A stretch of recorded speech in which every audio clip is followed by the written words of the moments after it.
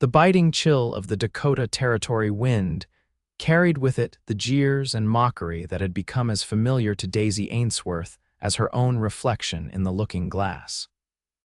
At 22, she stood at the edge of Whispering Pines, a mining settlement that had sprung up in 1876 following the Black Hills Gold Rush, clutching a worn carpet bag containing everything she owned in the world.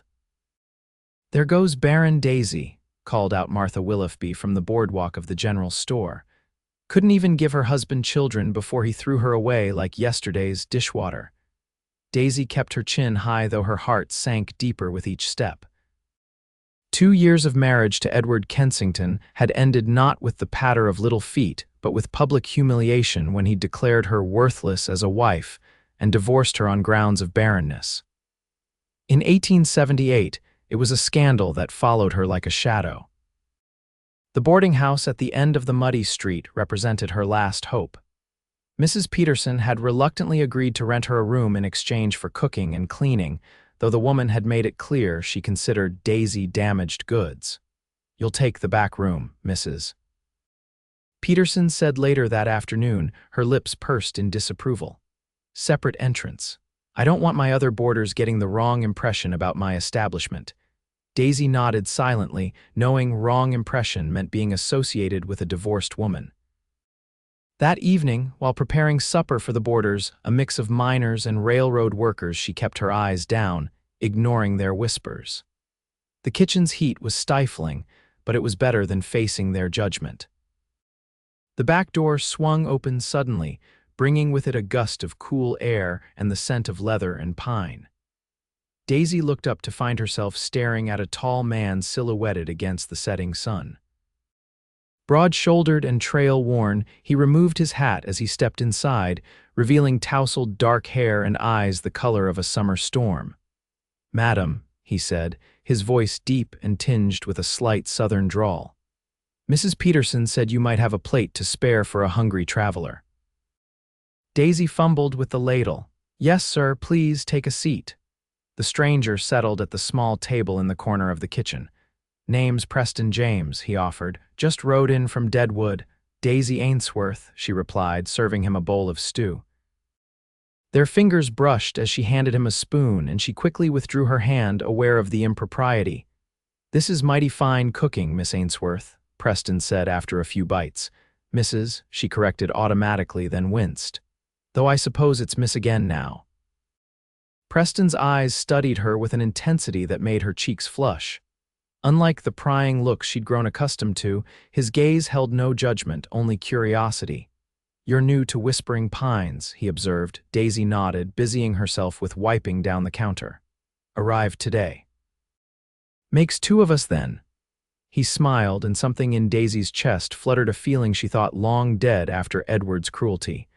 "I've bought land outside town, planning to raise horses." Before she could respond, Mrs.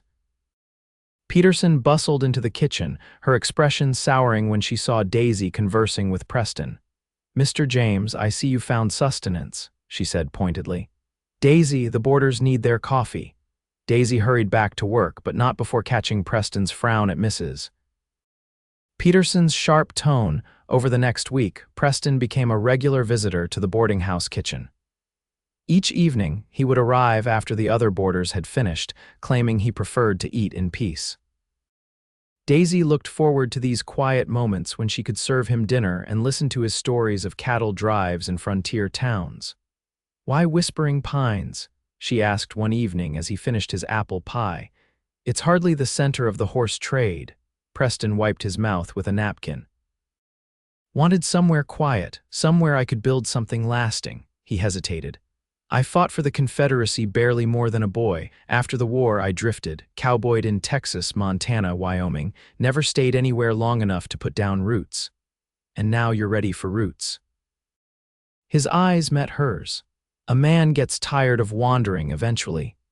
The connection between them grew with each passing day, though Daisy tried to guard her heart.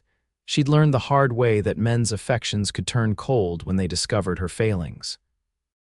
One afternoon, as Daisy hung laundry in the yard behind the boarding house, she heard Martha Willifby's distinctive voice floating over the fence.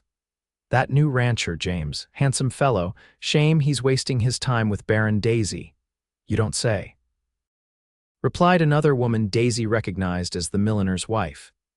Edward Kensington told everyone how she failed him as a wife, said she couldn't give him children no matter how he tried. Poor man indeed, had to divorce her and find himself a proper woman who could give him sons. Daisy's hands trembled as she pinned a sheet to the line. She hadn't told Preston about her past, about her shame. Now it was only a matter of time before the gossips poisoned him against her too. She avoided the kitchen that evening, sending word through Mrs. Peterson that she was unwell. The next day, she kept to her duties but made excuses to leave whenever Preston appeared.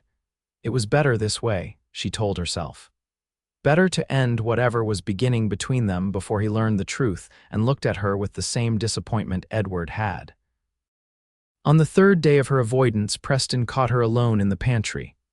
"Have I offended you, Daisy?" he asked, standing in the doorway. She clutched a sack of flour to her chest like a shield. "No, not at all." "Then why are you avoiding me?" "I'm not, you are." His voice was gentle but firm, and I'd like to know why. Daisy set down the flour, suddenly tired of running. "Because you'll hear the rumors eventually, and then you'll look at me differently." Preston stepped closer. "What rumors?" "That I'm barren, worthless as a wife." The words caught in her throat. "My former husband divorced me because I couldn't give him children." For a long moment, Preston said nothing, and Daisy braced herself for his retreat. Instead, he reached out slowly and took her hand. "Edward Kensington is a fool," he said quietly. "And these townspeople are cruel to repeat his words." Tears pricked at Daisy's eyes. "But what if it's true? What if I can never have children?" "Then it's God's will," Preston said simply. "It doesn't make you worthless, Daisy, not to me." Before she could respond, Mrs. Peterson's voice rang out, calling for Daisy. Preston squeezed her hand once before releasing it. "Meet me tomorrow," he whispered. "After your morning chores, I want to show you my land." The next day dawned clear and bright. Daisy finished her work in record time, her heart racing with anticipation. She changed into her best dress, a faded blue calico that had once been pretty, and tied a bonnet under her chin. Preston was waiting with a wagon at the back of the boarding house. He helped her up onto the seat, his hands strong and sure around her waist. "You look beautiful," he said, and the sincerity in his eyes made her believe it, if only for a moment. They rode out of town, the wagon bouncing over the rutted trail that led west toward the foothills. Preston pointed out landmarks along the way, telling her about his plans for the ranch. "It's not much yet," he said as they crested a rise. "But it will be." Below them stretched a valley green with spring grass. A creek wound through it, silver in the sunlight. Near a stand of cottonwoods stood a cabin, newly built, with a corral beside it where several horses grazed. "Preston, it's wonderful," Daisy breathed. He smiled, pleased by her reaction. "Come see the rest." He showed her everything: the cabin with its stone fireplace, the barn he was constructing, the spring house for keeping milk and butter cool. His pride in what he was building was evident in every word. "I have plans for orchards there," he said, pointing to a sunny slope. "And a bigger house eventually, up on that rise with a view of the whole valley." Daisy tried to ignore the wistfulness that crept into her heart. This was a place meant for a family, for children to run and play, something she might never provide. As if reading her thoughts, Preston took her hand. "Daisy, I know we haven't known each other long, but I feel like I've been searching for you my whole life." She looked away. "You don't know what you're saying. You deserve someone whole, someone who can give you children to inherit all this." "Look at me," he said, turning her face gently toward his. "I've been alone a long time. I've seen enough of life to know what matters, and if God blesses us with children, wonderful. If not, then we'll fill our lives with other joys." "Us," Daisy whispered. Preston dropped to one knee before her, still holding her hand. "Daisy Ainsworth, would you do me the honor of becoming my wife, of building this dream with me?" Joy and fear warred within her. "What about the town, the gossip?" "To hell with the town," Preston said firmly. "We'll make our own community here, people who judge by character, not cruel rumors." Tears spilled down Daisy's cheeks as she nodded. "Yes," she said. "Yes, I'll marry you." They were wed 2 weeks later by a traveling preacher. The ceremony was small, just the two of them, the preacher and his wife as witnesses, and a few of Preston's business acquaintances from nearby ranches. Noticeably absent were the townspeople of Whispering Pines, who had been scandalized by the speed of the courtship and Preston's obvious disregard for Daisy's reputation. Daisy wore a new dress of cream-colored muslin that Preston had insisted on buying her from the mercantile, despite the shopkeeper's disapproving looks. As she spoke her vows in the shade of the cottonwoods by their cabin, Daisy felt a happiness she'd never known was possible. That night, as Preston carried her across the threshold of their home, Daisy trembled with nervousness. Her first marriage had taught her that intimacy was a duty, often painful and never pleasurable. "We have all the time in the world," Preston whispered, sensing her anxiety. "I want you to be comfortable, Daisy, to know how precious you are to me." His tenderness brought fresh tears to her eyes. With infinite patience, he showed her that love between a man and a woman could be beautiful. A giving and receiving of pleasure that left them both breathless and bonded in ways she'd never imagined. In the quiet aftermath, as they lay tangled in the sheets, Preston traced patterns on her bare shoulder. "I love you, Daisy James," he said, the new name making her smile. "And I love you," she replied, marveling at how natural the words felt on her tongue. The summer passed in a blur of hard work and joy. Preston taught Daisy to ride properly, laughing with delight at her initial nervousness around the horses. She transformed their cabin into a home, planting a kitchen garden and putting up preserves for the winter. Together, they attended barn raisings and harvest celebrations at neighboring ranches, slowly building connections with families who valued honest work over idle gossip. Each night, they fell into bed exhausted but happy, their passion for each other growing rather than diminishing with familiarity. Daisy tried not to hope too much, but as September turned to October with no monthly courses, she found herself counting days and watching for signs. It was early November when she finally gathered the courage to speak her suspicions aloud. They were sitting before the fire after supper, Preston mending a bridle while Daisy worked on a quilt. "Preston," she said softly, setting aside her needle, I believe I might be with child." The bridle fell from his hands as he looked up, hope and caution warring in his expression. "Are you certain?" She shook her head. "Not entirely. It's been 2 months since my courses and I've been feeling different. Tired in the mornings, certain foods don't agree with me." In an instant, he was kneeling before her, his hands cradling her face. "Oh, my darling, my Daisy." His voice broke with emotion. "If it's true, it's the greatest blessing. But what if I'm wrong?" she whispered, voicing her deepest fear. "What if I hope and then we'll keep trying," he said firmly. "And if it never happens, we'll still have each other. That's enough for me, Daisy. It will always be enough." As winter settled over the Dakota Territory, Daisy's condition became undeniable. Her dresses grew tight around the middle, and the morning sickness that had plagued her early on gave way to a ravenous appetite and a glow that Preston said made her more beautiful than ever. "You've proven them all wrong," he said one evening as they lay in bed, his hand caressing the gentle swell of her belly. "Every one of those small-minded gossips." Daisy covered his hand with hers. "Perhaps it wasn't me at all. Perhaps Edward was the one who couldn't father children." Preston chuckled. "I've had that thought myself, but I wouldn't wish that knowledge on the poor woman he married after you. She'll bear the blame just as you did." "I hope she finds happiness anyway," Daisy said softly, "as I have." The winter was harsh, with blizzards that sometimes kept them snowbound for days. During one such storm, when the wind howled like banshees around their snug cabin, a knock came at their door. Preston opened it to find a man and woman, half frozen and desperate. The couple had been traveling to the woman's sister in Deadwood when their wagon had broken an axle. They'd seen the light from the James cabin and trudged through the snow seeking shelter. Come in," Daisy said, already moving to stoke the fire and put on coffee. As she helped the woman remove her frozen outer garments, she gasped in recognition. It was Martha Willoughby, the very woman who had coined the cruel nickname Barren Daisy and spread it throughout Whispering Pines. Martha's eyes widened as she took in Daisy's obvious pregnancy. "Mrs. Kensington." "No, it's James now, isn't it?" "Yes, Mrs. Willoughby, it's been some time." Daisy's voice was calm, though her heart raced. "Please sit by the fire, you must be frozen through." Martha's husband gave Daisy a curious look, clearly unaware of the history between the women. Preston, however, recognized the name immediately, his jaw tightening as he helped the man with their bags. That night, as the storm raged outside, an awkward supper was shared around the table. Martha could barely meet Daisy's eyes, her earlier arrogance replaced by embarrassment. After the meal, when the men had gone to check on the livestock in the barn, Martha finally spoke directly to Daisy.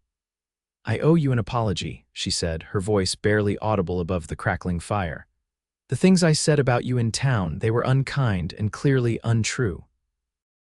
She gestured to Daisy's rounded belly. Daisy sat quietly for a moment, considering her response. She could be cold, could remind Martha of every hurtful word and pointed snub. Instead, she chose grace. "We all make mistakes, Mrs. Willoughby. I've learned that happiness doesn't come from others' opinions of us, but from being true to ourselves and those we love." Martha's eyes filled with tears. "You're a better woman than I deserve."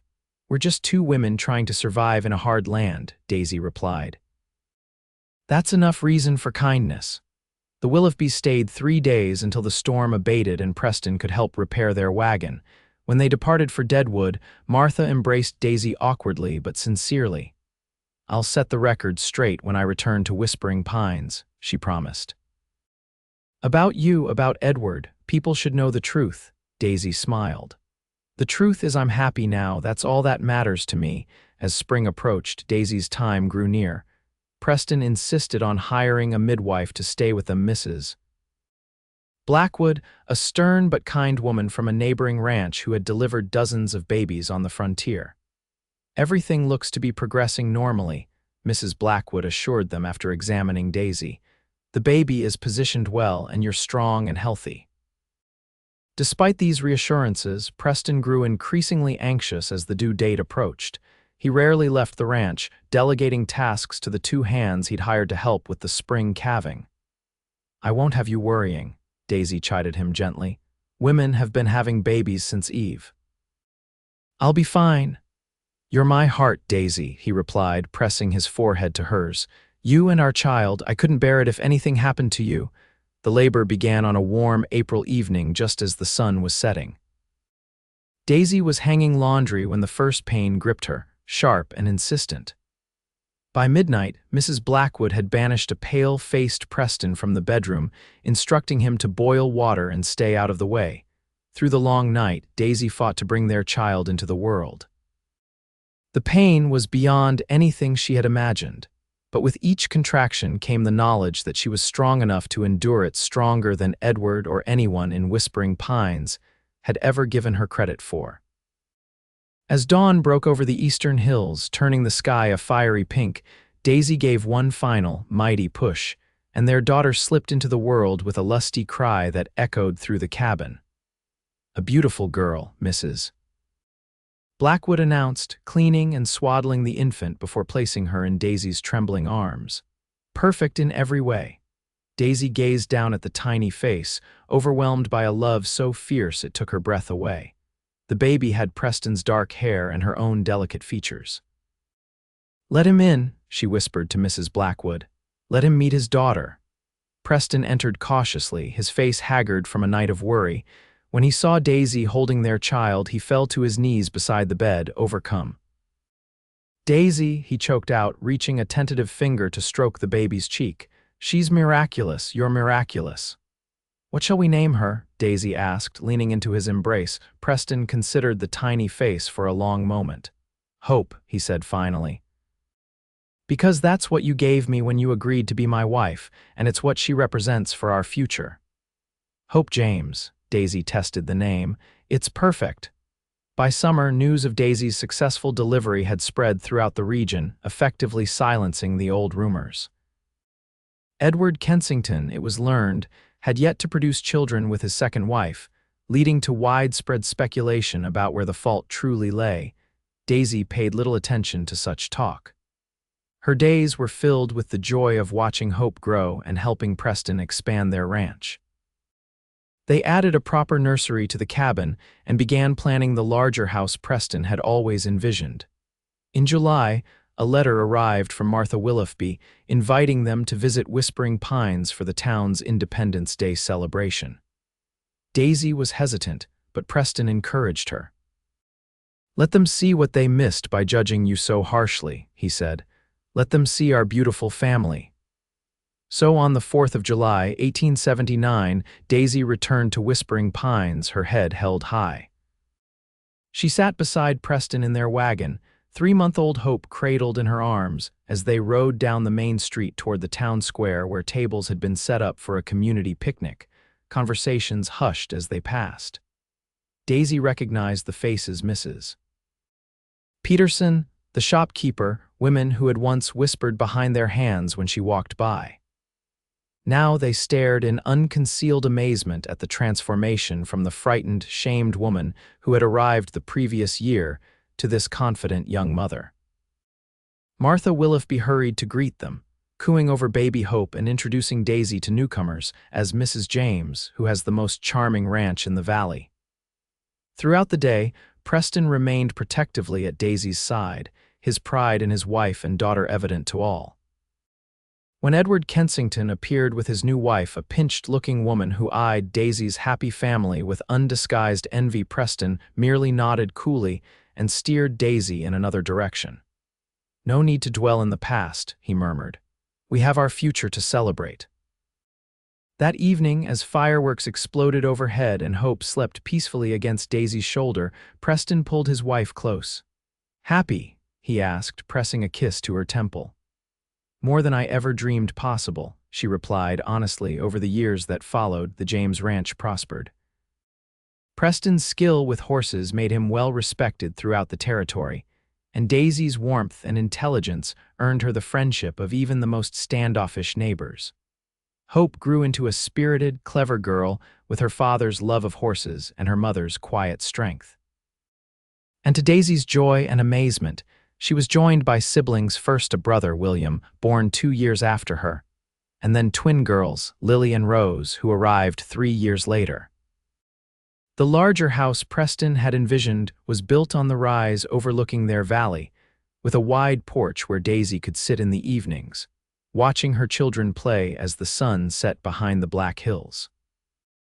The original cabin became a guest house for the frequent visitors who came to purchase Preston's horses or simply enjoy the James family's renowned hospitality. On their 10th wedding anniversary, Preston surprised Daisy with a locket containing miniature portraits of their 4 children. "Your legacy," he said as he fastened it around her neck. "Our legacy." Daisy touched the locket reverently. "From worthless to this," she marveled. "How did I get so fortunate?" "It wasn't fortune, my love," Preston replied, taking her hands in his. "It was courage. Your courage to believe you deserved happiness despite what the world told you." As they stood together on their porch, watching their children chase fireflies in the gathering dusk, Daisy reflected on the journey that had brought her here. From the depths of shame and rejection to the heights of joy and fulfillment, it had been a path marked by both pain and redemption. "I wouldn't change a moment," she said softly. "Not even the hardest times. They led me to you, to our children, to this life we've built." Preston's arms tightened around her. "Nor would I. You were worth waiting for, Daisy James, worth searching for across all those miles." And as the stars emerged one by one in the Dakota sky, Daisy knew with absolute certainty that she had found her true worth not in others' judgment, but in the love she gave and received, in the family she had created, and in the courage to believe she deserved it all.